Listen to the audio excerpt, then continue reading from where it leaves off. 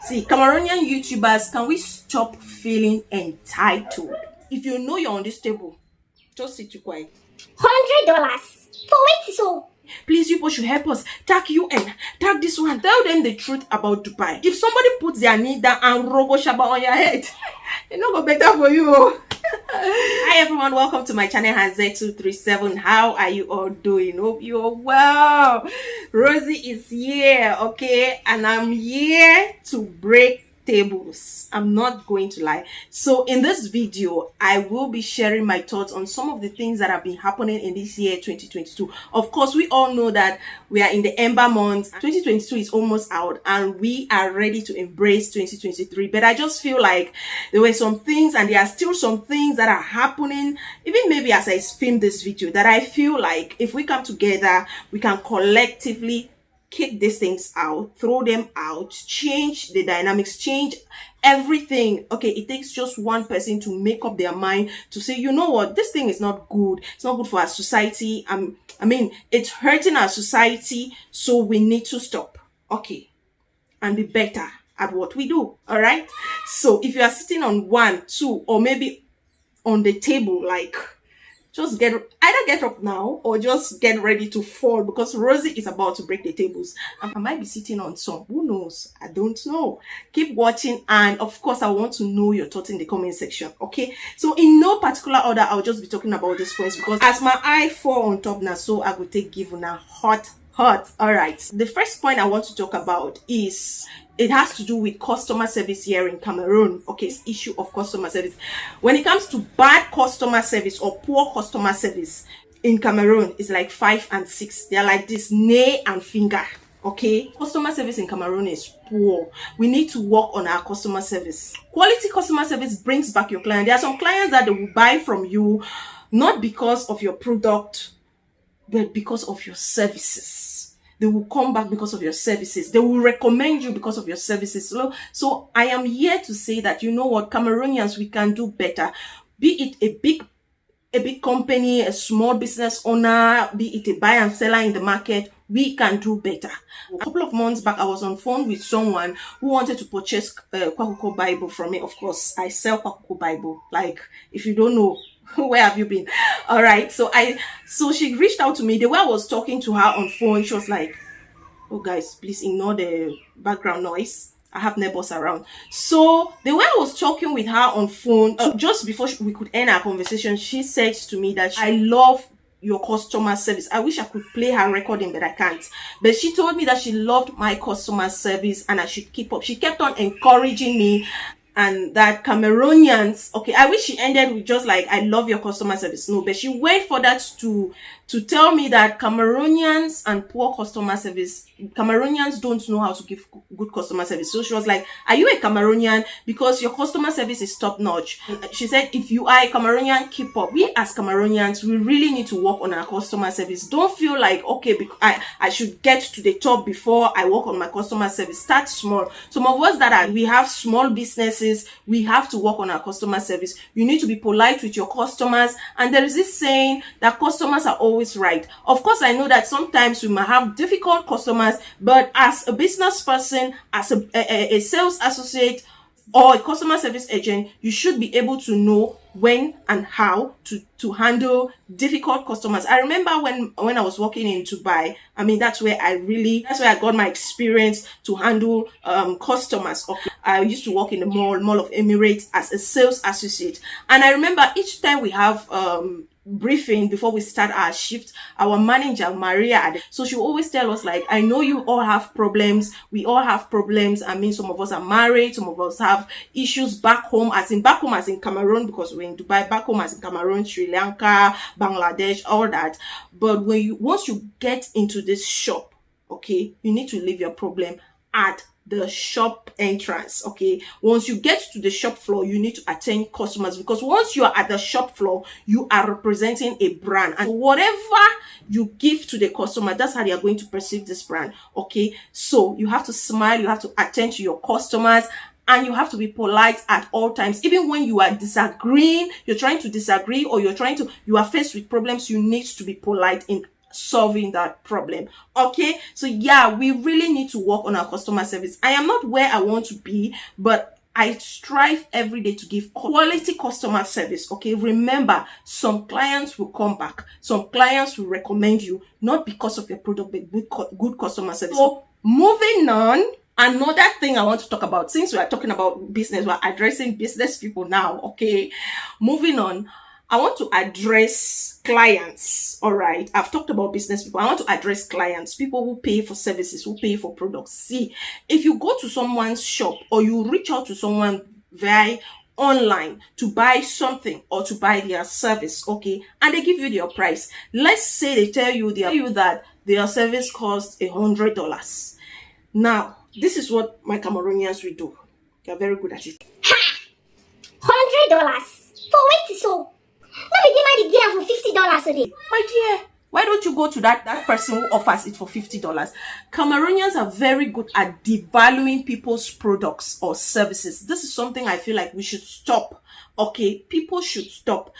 For example, in my case, when I started selling Kwakuku Bible, the price I started selling Kwakuku Bible is not the same price I'm selling it now. Let me just put that out there. So if you are a client of mine that used to buy from me when I started selling Kwakuku Bible, and because maybe one reason or another you've not been able to buy Kwakuku Bible from me, and you come to me now and I tell you that, oh, sorry, my prices have changed from this to this, and then you said, not be 200 how? And on top of that 200, you want me to dry it, you want me to freeze it. I'm like, and I was like, how can you say this to me? Like, come on, let's have conscience. Okay, let's not devalue people's products. There are better ways to go around to tell them that you don't agree with their price. It's simple. I'm sorry, my budget doesn't match your price. Okay, I'm going to pass on this one. It's that simple. You are not forced to buy.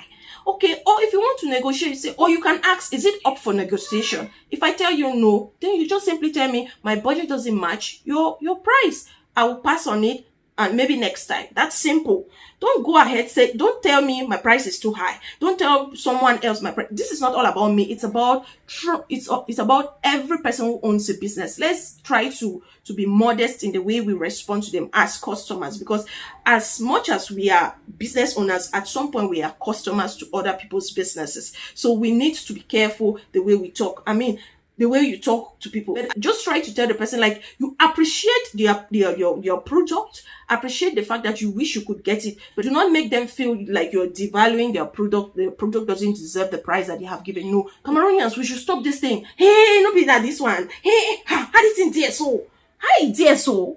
Do you know, for example, in my case, to break cocoyams is not easy. To be very sincere, all right? And then you have to think of how costly things are. This inflation is affecting a lot of businesses. For example, 1 liter of palm oil that I used to buy for 600, 700, and from 600 went up to 700 to 800, and now it is 1,100 francs. So tell me, if everything keeps increasing like that, how do I run this business? I saw something online and the person wrote, dear clients, prices have gone up. We cannot run this business on a deficit. Okay, that's it. You should understand that economy is hard, and when people increase their price, let's say you bought from them and you come back to them and they say they have increased their price, no need to make them feel like they don't have rights to increase their prices. It's wrong. Please, let's throw that out. I want to address Cameroonian YouTubers. All right, see, Cameroonian YouTubers, can we stop feeling entitled? Okay, can all of us just stop feeling entitled? If you know you're on this table, just sit quiet. But if you know you're not on this table, agree with me. All right, not every Cameroonian YouTuber is on this table that I'm about to break. Now, we have some Cameroonian YouTubers, okay, that will start their channel on their own. You just sit, you might see Rosy talking right now. You admire Rosy. Oh, I love it. Maybe you see the beautiful comments people will be leaving for Rosy in her comment section. Maybe at some point Rosy must have said, oh, we make money from YouTube, and you just feel like joining YouTube, okay, because Rosy must have motivated you. Okay, you join YouTube now, and then you come to Rosy. Rosy, I have started YouTube. Please, this is my channel link. Please, can you help me and check my channel and see if there's anything that I can work on and do better.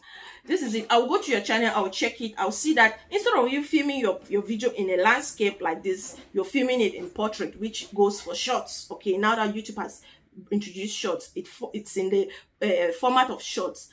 And then a lot of things that are not working. So I'll come to you, I'll tell you, I'll go back to you because I've done it countless times. And this is why I'm addressing it, okay? So I'll come to you, I'll tell you, please, you need to change the format in which you're filming your videos. Try to work on your titles. Try also to check your volume. Sometimes you have you're talking and the background music is overlapping, okay? And I will tell you all these things. And then you start asking me questions. What about this? What about that? What about this? And I tell you, dear, okay, I have been able to sell myself by telling you certain things that you have recognized that you need to work on. And I go ahead and tell you that, okay, if you want me to take time, a one-on-one class with you and teach you about the basics of YouTube editing and all that, and share with you some of the things that I've acquired on my own, then you need to pay me. You go to YouTuber number 2 and you talk with YouTuber number 2. YouTuber number 2 does the same thing because she also offers master classes or YouTube classes for beginners. She tells you the same thing. You are angry, you are not satisfied. You go on YouTube, you put up your camera, and you start throwing shades to me, Rosy, and to some other YouTubers that you've reached out to help you. You forget the fact that I helped you change the format of your video. I helped you work on your audio. I helped you work on your title. But because there are other things that I know you really need, but I cannot give you, I cannot render those services for free. Excuse me, you didn't even give me data to go and sit and watch your video. You can't buy my time. Time is of essence. Time is money. I sat down, checked 1 or 2 of your videos and brought out these things. You didn't appreciate it. You go ahead and say that, oh, Cameroonian YouTubers are wicked, they cannot help, they want you to pay. But I'm telling us now, if you are a new YouTuber, you are a growing YouTuber, it won't pay for you to feel entitled. It's either you put in the time and work, or you pay for someone to do the job for you, okay? Whichever way, you will still need to sacrifice something. That's just what I have to say. Cameroonian YouTubers, please leave your comments in the comment section. What do you think about this? Do you feel it's right for Cameroonian YouTubers to be entitled? Like, because I'm a Cameroonian YouTuber, you wake me up at 1 a.m. for me to attend to you when you know that I was not there when you decided to start your YouTube channel. It's the difference between support your own and trying to milk me and not support my business. If you think support your own is all about taking, how about why don't you go ahead and support me also?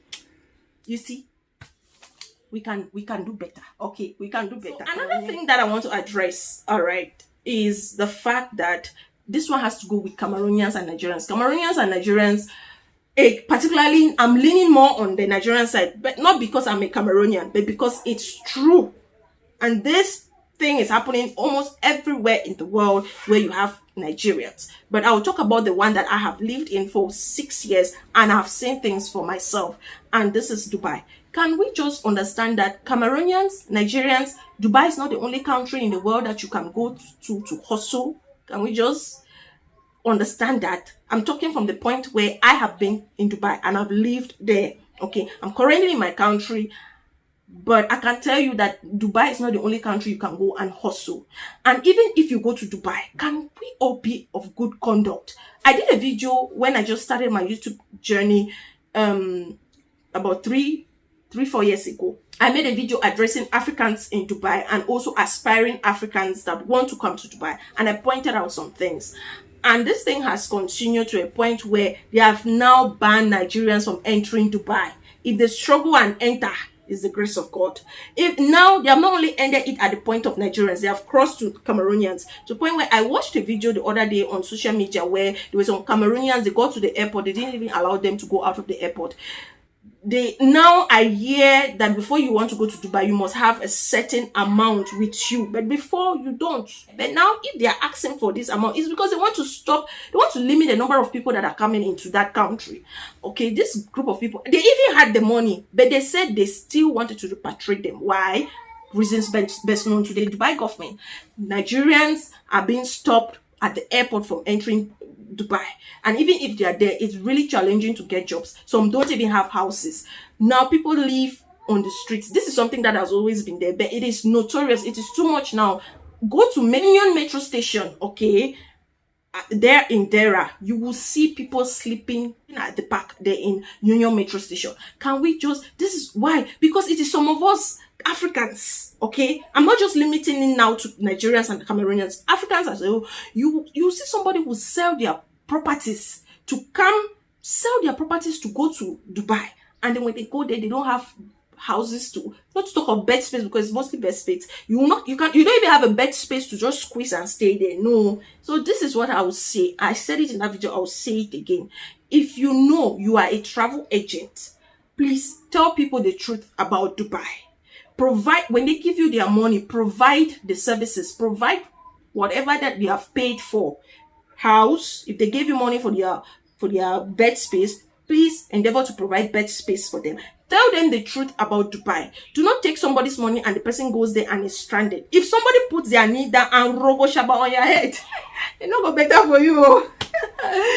I would prefer to know what awaits me before embarking on a journey, rather than going there blindly, expecting I'm going to sleep in a 5-star hotel, and then by the time I get there, na grass or sand for Union Metro Station, they wake me. That's not fair. That's not fair. And I always say that if you're an African living out of Africa, try to be an ambassador for other Africans, okay? Because whatever you do, that's how they're going to see other Africans behave. Now, let's move on to something that happened to a Cameroonian in Angola. And I was so pissed to a point where I felt like I needed to make a video immediately, but I was like, no, I'm going to, no. So since I decided to bring out these things, and I feel like these are some attitudes that are killing us Africans, and we should stop. This popular Cameroonian makeup artist who decided to travel to which country like that, reasons best known to her, but she said she was going to study. We don't argue, all right? So I was on my phone the other day, and I went to the Cameroonian YouTuber group, and I saw a video. I watched it. This girl was crying, hey, please, you people should help us. Tag UN, tag this one, and they are molesting me. They are doing this. They are violating me. They are doing that. She said all sort of things, and because I know, aside from the fact that I know her, I've been watching her, she has a big following on TikTok, and that she's a Cameroonian, I felt bad for her as a human being. And so I went to her page, because I follow her on Instagram and TikTok. I went to her page and I saw this video there. She was crying and she was begging, you people should leave my phone, don't do this. And we started tagging. I know that I can give you a list of Cameroonian YouTubers that tagged UN, you this, you that, you end this, people were tagging. Cameroonian celebrities were tagging, musicians were tagging. Some people even went to this airline's page and they were tagging. Some were insulting me. I didn't had to insult, but I just tagged and I left. So someone picked it up. I think an activist picked up the case, asked her some questions. She said she has all this, she's not on the wrong, they are molesting her. She has been in that airport for 3 or how many days. And this activist decided to, follow up the case. This good humanitarian decided to follow up the case to a point where she realized, or is it he or she realized that this girl was traveling without proper documents. I mean, how can you be traveling without having proper documents? And you're rude and you're selling a different story to people. And after a while, she came to online and said, I am fine. Yesterday has passed. Something, can we move on? This got people really angry. And in this lady's case, all right, if I'm to talk to her directly, or if she ever comes across this video, I'm going to tell her that it was wrong for her to give a wrong information about what was happening to her. She would have admitted in the first place that, yeah, she made a mistake to travel from Cameroon to Angola with wrong documents, or her documents was not correct. But she's in this situation where she has been living in the airport now for this number of days.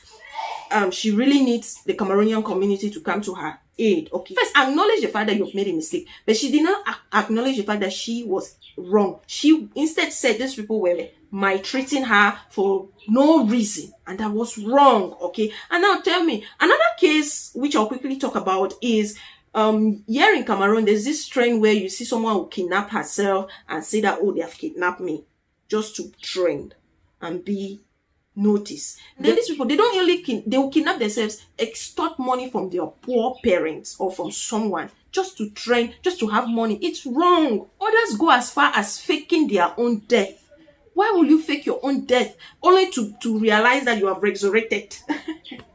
You didn't even die in the first place. Why will you go to such length to trend? Can we stop this thing? Now there might be people that are in serious situations like this. They might have been kidnapped.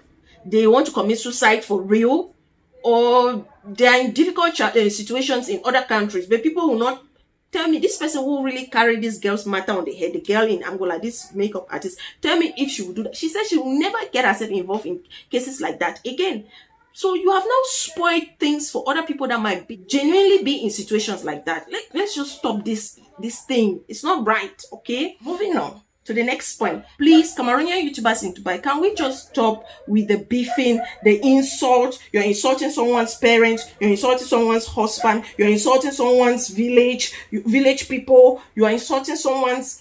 You open you bring out someone's skeletons and just show it in the public. Why? Because you want to get views. Because there are some people who are hyping you to do that. You are insulting all manner of insult, raw insult. Do we ever sit and ask ourselves if we'll be proud of the content that we put out 5 years from now? And then the thing is, why am I addressing it? It's not beefing. I'm not beefing them, all right? Because God knows that when I realized that there were some Cameroonian YouTubers in Dubai back in 2020, I was the first person to hype these Cameroonian YouTubers. I was the first person to support them by giving them shout out on my channel. Some of them are bigger than me in views and subscribers, and I applaud them. But at the same time, if I could hype you, I'm not calling anybody's name. Stop.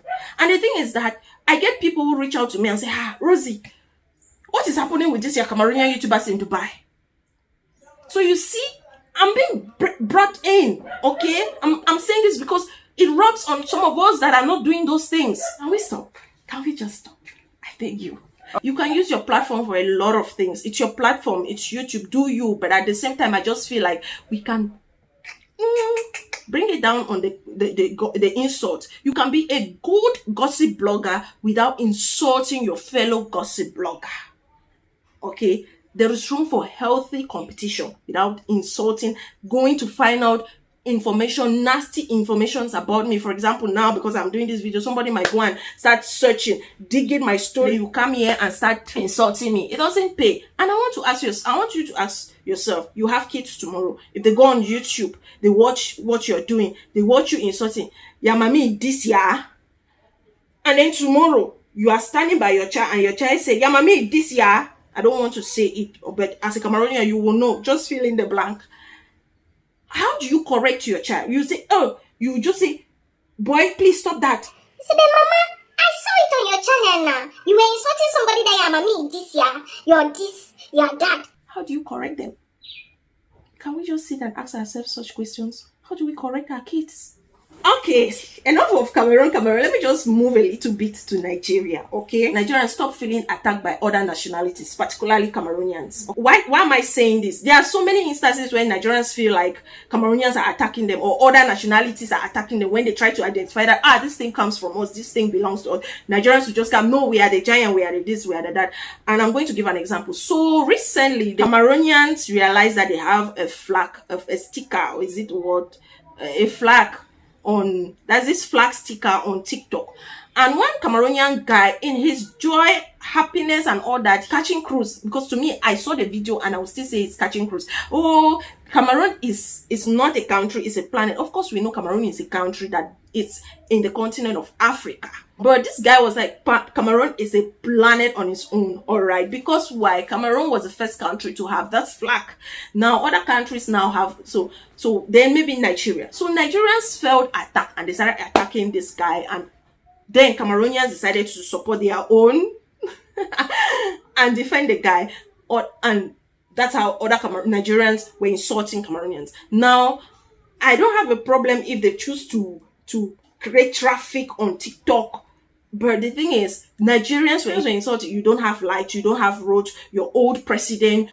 And when Cameroonians now came and were like, you are insulting us that we don't have roots, but your celebrities go to your social media platforms to cry out that they don't have roots. You're insulting us that we have an old president, but your president who is currently on seat is old.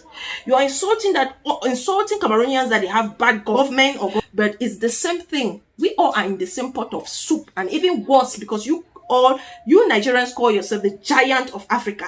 Cameroonians support you guys a lot in your music, in your films, and in anything. When Cameroonians just want to shine a little, Nigerians will not like them to shine. Nigerians always want to be on the spotlight. There's room for everybody. And one thing that really got me upset with the Nigerians that they were in this back and forth with some Cameroonians on TikTok was the fact that they were insulting your war hate. See your mop, so you look ugly. You Nigerians, there is room for everybody. You are the giant of Africa. Yes, we give it to you, but there are other people that are better than you in certain things, and you need to accept that. As a Cameroonian, I recognize when someone knows something better than me, and when someone knows something better than me or is doing better than me in certain areas, I'm interested to learn, okay, and improve, and not be insultive and jealous and feel like proud.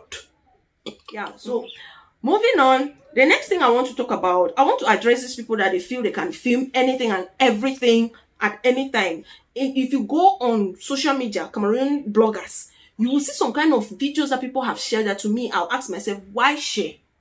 You see people are running away for their lives because of the crisis that is happening in Southwest, and you're filming them how they are running with their faces. Tell me, do you think you're running when people have access to internet and social media?